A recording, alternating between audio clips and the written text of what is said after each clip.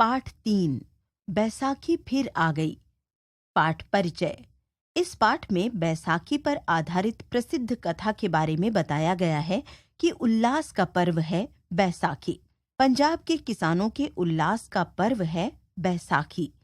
यह पर्व प्रतिवर्ष आता है और लाता है अपने साथ अतीत की अनेक स्मृतियां। ये स्मृतियां एक ओर तो पंच प्यारों द्वारा गुरु गोविंद सिंह को समर्पित सिरों की अद्भुत भेंट की घटना से जुड़ी हैं, तो दूसरी ओर अमृतसर के जलियांवाला बाग में जनरल डायर द्वारा चलवाई गई गोलियों की धाएं धाएं की गूंज से। साहस, त्याग, बलिदान और अत्याचार की इन यादों को संजोए हुए पंजाब के किसान अपने खेतों में लहलहाती फसल को देख बरबस ही भांगड़े और गिद्दे की ताल पर थिरक उठते हैं। बैसाखी आती है और पंजाब के किसानों के अंदर का सारा उल्लास भांगड़े के ढोल की ताल पर थिरकने लगता है। शुरू में यह ताल धीरे धीरे बजती है। भांगड़े के ताल पर नर्तक आगे पैर हिलाते हैं, शरीर को गति देते हैं और कंधे उचकाते हुए नाचते हैं। कभी घुटने आगे बढ़ाकर शरीर झुकाकर ताल पर नाचते हैं, तो कभी मुट्ठी बंद कर तर्जनी उंगली खड़ी कर बाहें फैलाकर झटका देते हैं। मस्ती में झूमते नर्तकों के शरीर का अंग अंग ढोल की ताल पर हिलोरे लेने लगता है। धीरे धीरे ढोल वादक अपनी ताल तेज करता है, उसके साथ ही नाचने वालों की हरकत भी तेज हो जाती है। कुछ देर बाद नर्तक खड़े हो जाते हैं। एक मनचला युवक नर्तकों के घेरे में आता है। उसका एक हाथ कान पर होता है और वह दूसरा हाथ ऊंचा उठाकर एक बोली बोलता है। ए गभरू देश पंजाब दे उड़दे विच हवा, ए गभरू देश पंजाब दे ते देंदे धूड़ घुमा, हो ढोल वालिया जवाना। बोली को सहारा देने के लिए ढोल वादक तेजी से ढोल बजाने लगता है। ताल तेज होती जाती है और उसके साथ ही नर्तकों की गति भी। सारा वातावरण आनंद और मस्ती में डूब जाता है। ढोल की दमक और नर्तकों की गमक में से उभर आती हैं बैसाखी के साथ जुड़ी हुई अनेक स्मृतियां। ऐसी स्मृतियां जिनमें आनंद है, मस्ती है, तलवारों की खनखनाहट है, गोलियों की धाएं धाएं है और जयघोषों, चीख पुकारों का तीव्र स्वर है। वह दिन भी तो बैसाखी का ही था। 302 वर्ष पूर्व हिमालय की पर्वतमाला के पश्चिमी छोर की छाया में नए बसे एक नगर के खुले मैदान में हजारों लोग जमा थे। उन सभी के ऊपर एक प्रश्न झूल रहा था, एक अजीब सा प्रश्न, और उस प्रश्न की छाया में हर व्यक्ति जैसे भौचक्का सा हो गया था। भला ये भी कोई बात हुई?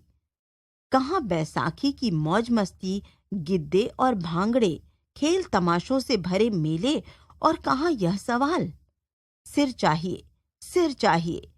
सामने मंच पर खड़ा, किसी उन्माद में डूबा, आंखों में चिंगारियां बिखेरता, नंगी चमचमाती तलवार घुमाता हुआ 33 वर्षीय युवा व्यक्ति कह रहा था, मुझे सिर चाहिए, मुझे सिर चाहिए। हर व्यक्ति एक दूसरे को देख रहा था, हर व्यक्ति एक दूसरे से आंखें चुरा रहा था, और प्रश्न था कि डंके पर पड़ने वाली चोट की तरह बजता चला जा रहा था।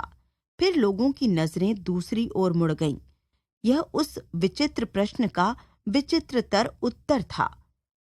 मैं अपना सिर देने को तैयार हूं। कैसा था वह व्यक्ति? सीधा सादा, अधेड़, दुकानदार सा। मेरा नाम दयाराम है, मैं खत्री हूं, लाहौर का रहने वाला। आपको सिर चाहिए, मेरा सिर हाजिर है। भीड़ की विस्फारित आंखें उसे भीड़ से निकलता हुआ देख रही थीं। वह झूमता हुआ उस लपलपाती तलवार की ओर बढ़ता चला जा रहा था। फिर वह और लपलपाती तलवार वाला व्यक्ति एक खेमे की ओट में चले गए। खटाक, और खेमे से खून की धार बाहर बह निकली। मंच पर फिर वही तलवार चमचमा रही थी, परंतु इस बार वह अधिक भयावह होकर वातावरण पर फिर से झूल रही थी। एक और सिर चाहिए, और चाहिए। सन्नाटा गहरा हो गया। फिर किसी कोने से एक मध्यम आवाज उभरी, मैं अपना सिर देने को तैयार हूं। यह कौन है? मैं धर्मदास हूं जी, जाट हूं, हस्तिनापुर का रहने वाला। और भीड़ की लहरों पर से उतरता हुआ वह जाट उस तलवार को चूमने इस तरह चला गया जैसे भंगड़े वालों की टोली में कोई बोली बोलने जा रहा हो। खटाक ज्यादा खतरनाक हुई। खेमे में से खून और गाढ़ा निकला। चमचमाने वाली तलवार खून में और सन गई और मांगने वाले युवक की आंखों की चिनगारियों की चुभन ज्यादा बींधने लग गई। एक और सिर चाहिए। मैं अपना सिर देने को तैयार हूं, पर उस प्रश्न पर एक और प्रश्न उभर आया, क्या आप मेरा सिर भी स्वीकार करेंगे? मैं छोटी जाति का हूं, कपड़े छापने वाला। मंच पर खड़े जिस व्यक्ति की आंखों से लोग आग बरसते देख रहे थे, एकाएक उनमें से जैसे जल चू पड़ा। सारा खिंचा हुआ चेहरा एकदम तरल होकर करुणा में डूब गया। तलवार के साथ ही उसकी बाहें भी पसर गईं और उस पसार में द्वारका का रहने वाला मोहकम चंद समा गया। फिर चौथी मांग के साथ तलवार की धार पर खून की परत और गहरी हो गई। एक सिर और चाहिए। सभी का सन्नाटा गहरा होकर फटने लगा। भीड़ छटने लगी, परंतु वह अनोखा प्रश्न जैसे भागते हुए लोगों का पीछा कर रहा था। मेरा सिर चाहिए। मैं नाई हूं, अपने उस्तर से लोगों के बाल काटता हूं। मैं बाल काटता रहा और छोटा बनता रहा। लोगों ने मेरे सामने सिर झुकाया, पर मेरे हाथ का छुआ पानी नहीं पिया। आप तो गुरु हैं, लाखों लोग आपके सामने सिर झुकाते हैं, पर आपकी प्यास नहीं बुझाते। लीजिए मेरा सिर, शायद आपकी प्यास थोड़ी सी बुझ जाए। और देखते देखते बीदर का नाई साहब चंद उस रहस्यमय खेमे के अंधकार में डूब गया। साथ ही लोगों के दिल भी डूब रहे थे। आवाज फिर गूंज रही थी, सिर चाहिए और सिर चाहिए और सिर चाहिए। तब लगा बैसाखी के आनंदपूर्ण अवसर पर आनंदपुर से जुड़ी हजारों लोगों की भीड़ भगदड़ में बदल जाएगी। लोगों को लगा था युवा गुरु गोविंद सिंह विक्षिप्त हो गए हैं।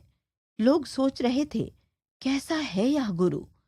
यह धन नहीं मांगता, वस्त्र नहीं मांगता, घोड़े हाथी नहीं मांगता, श्रद्धा और भक्ति नहीं मांगता। यह मांग रहा है सिर। कहता है अपना सिर मुझे दे दो। सिर दे दें तो पास रहेगा क्या? और उसकी आवाज और तेज होती जा रही थी, मुझे सिर चाहिए। लोग सिर बचाने लगे, उठ उठ कर भागने लगे। गुरु की आवाज और तीखी हो गई, अरे भागते कहाँ हो? क्या भागकर तुम अपना सिर बचा सकोगे? क्या तुम यह भी नहीं जानते कि सिर बचाने से सिर चला जाता है और सिर देने से सिर बच जाता है? अपना सिर बचाना चाहते हो तो यह सिर मुझे दे दो। और तब सिर लेकर हाजिर था जगन्नाथपुरी का धीवर हिम्मत राय। 5 ने अपने सिर भेंट कर दिए। वे गुरु के प्यारे बन गए, सबके प्यारे बन गए, पंच प्यारे। परीक्षा में उत्तीर्ण ये प्यारे नए वस्त्रों में सुसज्जित वहां उपस्थित जन समूह के सम्मुख खड़े थे। 3 सदियां गुजर गईं। आज भी जब उनकी याद आती है तो उनमें से किसी का नाम याद नहीं आता, न ही कोई अकेला अकेला याद आता है। पांचों एक साथ याद आते हैं, पांचों प्यारे याद आते हैं। इन सिर देने वालों की यह याद बैसाखी को और अधिक प्यारा बना देती है। सिर मांगना एक विचित्र मांग थी, पर सिर दे देना उससे भी अधिक विचित्र था।